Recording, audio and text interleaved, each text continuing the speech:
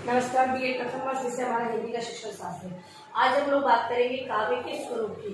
काव्य के स्वरूप के जो हम लोग काव्य का जो स्वरूप जानना है उस हेतु 3 प्रकार के पाठों को करना बहुत ही आवश्यक होता है। तो 3 प्रकार के पाठ है वो, पहला है रस पाठ, बोध पाठ और तीसरा है सस्वर पाठ। रस पाठ है वो कविता के सौंदर्य की अनुभूति, कविता के सौंदर्य अनुभूति के लिए किया जाता है, जबकि जो बौद्ध पाठ है वो विचारों, कविता के विचारों को ग्रहण करने के लिए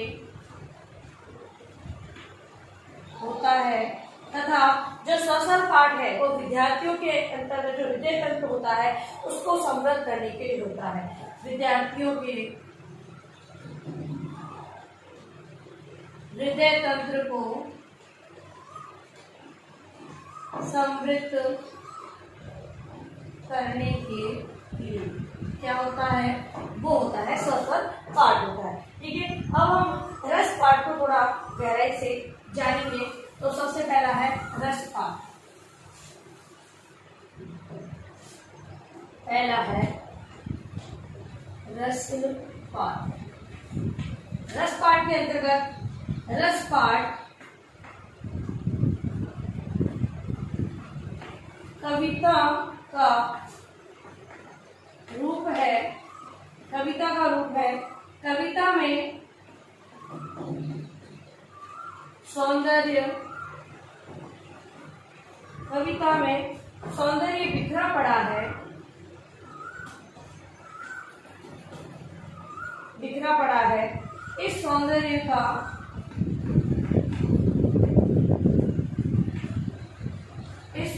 का को परखने के लिए, इस सौंदर्य को परखने के लिए, परखने की शक्ति पैदा करना शिक्षक का कार्य है। शिक्षक का कार्य है। शिक्षक को ऐसी परिस्थितियों,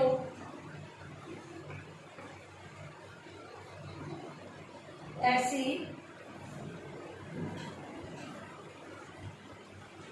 परिस्थितियों उत्पन्न करनी होती है, जिससे शिक्षक को ऐसी परिस्थितियां उत्पन्न करनी होती है जिससे छात्र इस सौंदर्य की अनुभूति कर सके। तो कहने का तात्पर्य यही है कि रस पाठ तो करवाने, लेकिन इसके अंदर भी शिक्षक की अपनी भूमिका निभानी होती है।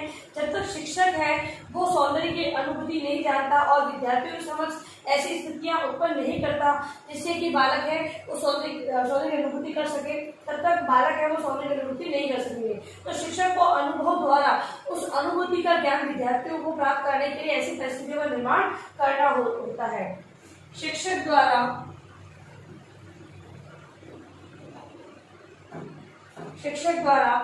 छात्रों से पूछे गए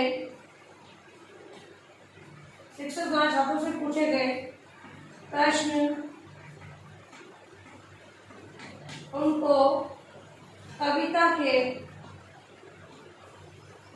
सूक्ष्म सौंदर्य के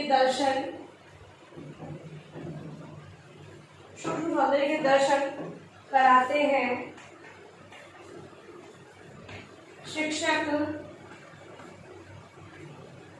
शिक्षण विधि द्वारा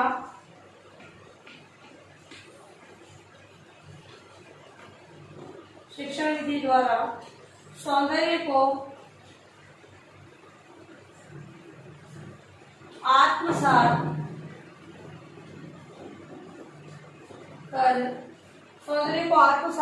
कराने का एकमात्र साधन है। लेकिन छात्रों को उस सौंदर्य का दर्शन कराने के लिए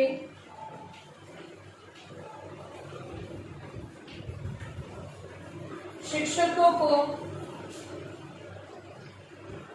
प्रयत्न करना होगा।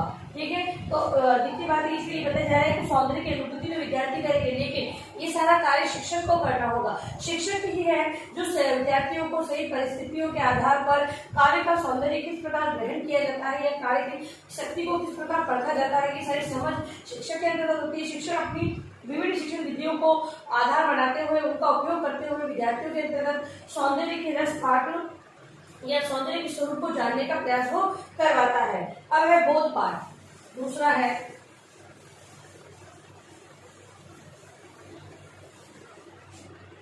बोध पाठ।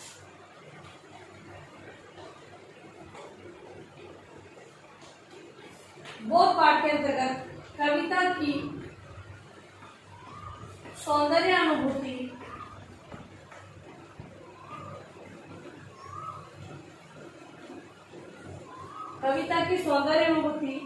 छात्र तभी कर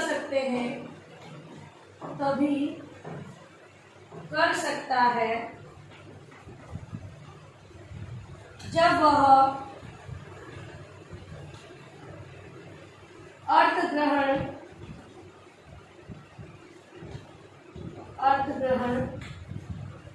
कर चुका है। कविता के विचारों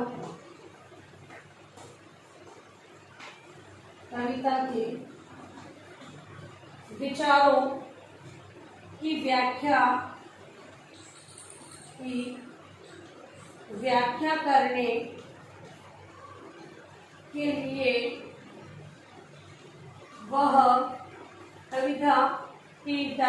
करने के लिए वह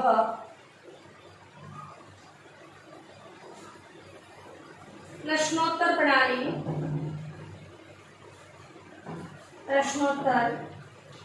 प्रणाली का अनुसरण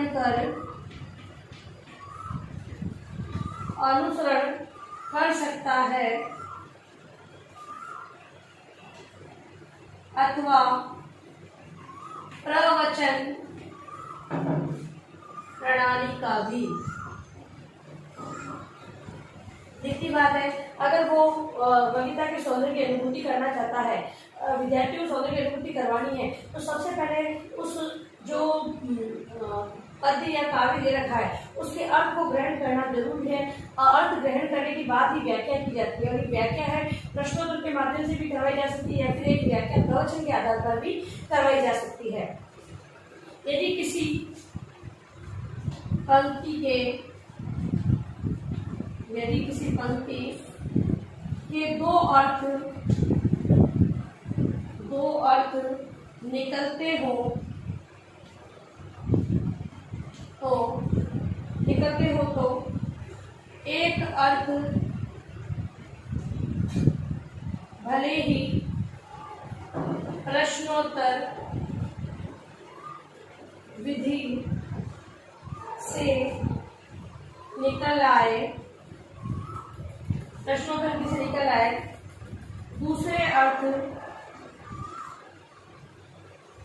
दूसरे अर्थ हो तो प्रवक्ता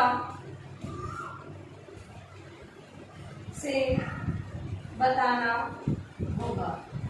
मतलब कि अगर मान लो किसी भी शब्द के दो अर्थ निकल रहे हैं तो एक अर्थ तो प्रश्नोत्तर विधि से हम लोग विद्यार्थियों को समझा सकते हैं या उनसे दिखला सकते हैं कि इसका अर्थ क्या होगा, लेकिन दूसरा अर्थ है तो व्याख्या के अंतर्गत उसे समझाना बहुत ही आवश्यक है। दो अर्थ, दोनों अर्थों के बारे में जानना जरूरी है, तभी हम कविता के सही अर्थ को विद्यार्थियों को समझा सकेंगे। उसके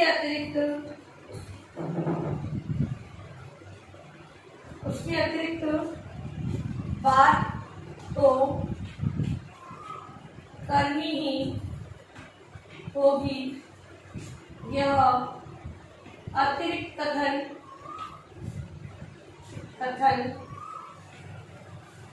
पूरक कथन अथवा प्रवचन के नाम से जाना जाता है। देखिए सीधी सी बात ये बताई गई है कि मान लो दो अर्थ हो रहे हैं, तो दो अर्थ के लिए बात की जानी जरूरी है, क्योंकि दोनों अर्थ में सही है। क्योंकि व्याख्या अगर हम समझ रहे हैं तो व्याख्या में कौन सा अर्थ प्रयोग में लिया जा रहा है उसको जानना, काव्य को समझना है तो दोनों अर्थ के बारे में जानना। क्योंकि होता है काव्य में ऐसा भी होता है कि एक ही शब्द है लेकिन अर्थ दोनों के अर्थ अलग अलग भी प्रयुक्त होते हैं, तो उनके बारे में जानना बहुत ही जरूरी होता है। यानी व्याख्या करना, प्रवचन यानी एक तरह से व्याख्या करने की बात होती है, तो व्याख्या करना बहुत ही आवश्यक है। अर्थ तो ग्रहण किया जा रहा है, लेकिन अगर अर्थ ग्रहण करें तो दोनों अर्थ की बात करें तो दोनों शब्दों के अर्थ एक ही है, लेकिन व्याख्या में उन्हें अलग अलग प्रकार से समझा जाता है ना।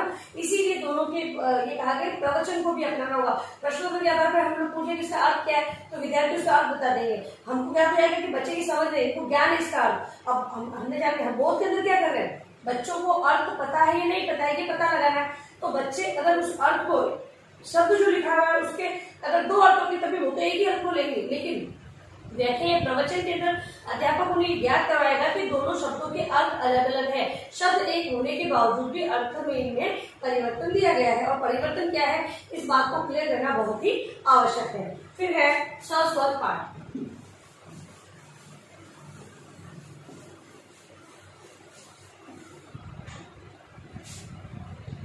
सस्वर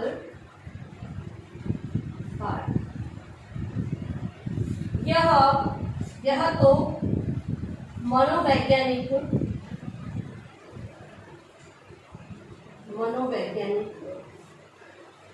सत्य है कि किसी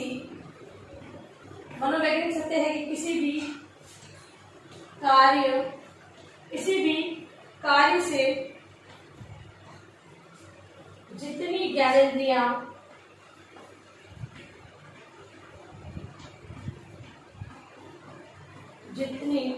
ज्ञानेंद्रियां प्रभावित होगी, ज्ञान उतना ही स्थायी होगा। मतलब कि विद्यार्थी अगर सक्रिय रह के कार्य करेंगे तो दिखती बात है जो भी ज्ञान उन्हें प्राप्त होगा वो क्या होगा, वो स्थायी होगा। बाद में हम लोग बोलते हैं कि एक तो हम लोग उन्हें प्रत्यक्ष रूप से जिस चीज को दिखाकर समझा रहे हैं, और दूसरी बात है कि कोई किसी के बारे में कहा जा रहा है तो जो प्रत्यक्ष रूप से वो ज्ञान सटीक होता है। तो यहाँ पर भी कहा गया है कि अगर सौसर पाठ किया जा रहा है तो सौसर पाठ के अंतर्गत हमारे जो वाक्य यंत्र है वो भी जागरूक रहते हैं, हमारे नेत्र है वो भी सजग रहते हैं, हम हाव भाव का भी प्रदर्शन करते हैं, तो हाथों का और सिर को हिलाना, ये भी सारी क्रियाएं होती है। तो ये सारी ज्ञानेंद्रियां जो है हमारी वो क्या है, सक्रिय रहकर कार्य करें। तो यहाँ पर जो ज्ञान प्राप्त होगा वो कैसा प्राप्त होगा, तो स्थायी ज्ञान प्राप्त होगा, स्थायी होगा। इसलिए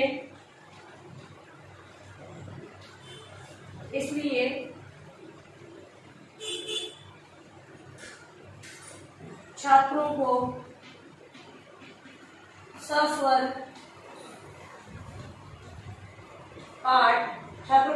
पाठ कराया जाना चाहिए, जिससे उनकी झिझक दूर हो तथा वे पाठ को कंठस्थ कर सके। ठीक है, सौसर पाठ जब भी करवाया जाता है विद्यार्थी बार बार उस कविता का वाचन करते हैं। इससे क्या होता है, एक कविता उनको कंठस्थ हो जाती है, वो जो उन्हें प्राप्त जो ज्ञान होता है वो स्थायी यानी कि आगे भी कहीं पर प्रयोग करना है तो अनुभव के आधार पर उसको अपना सकते हैं। इस प्रकार का ज्ञान हमें प्राप्त होता है। अब देखिए अपना गृह कार्य प्रश्न आप लोग,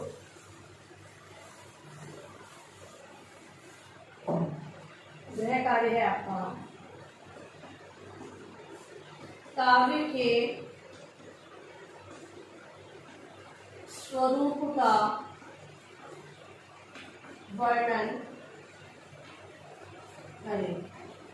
काव्य के स्वरूप का वर्णन आपको अपने उत्तर पुस्तिका में इस गृह कार्य के रूप में लिखना है। और अंत में इस महामारी के दौर में कम से कम आवश्यक कार्य होने पर आपको घर से बाहर निकले, बाहर निकलते ही बातों का विशेष ध्यान रखें, मास्क लगाएं, सोशल डिस्टेंस बनाएं, हाथों को सैनिटाइज करते हैं। सोशल ध्यान रखें।